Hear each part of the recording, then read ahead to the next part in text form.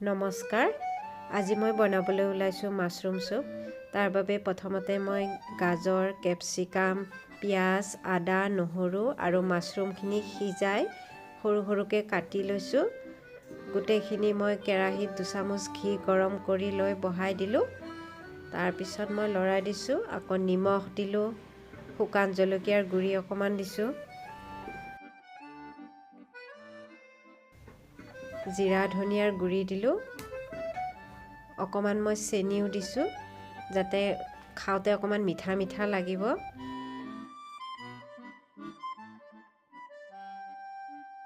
আৰু অকণমান পানী দিলোঁ।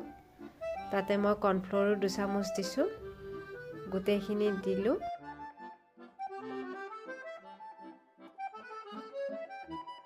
ধনিয়া পাত কুটি দিছোঁ আৰু চয়া চচো 2 চামুচ দিছোঁ।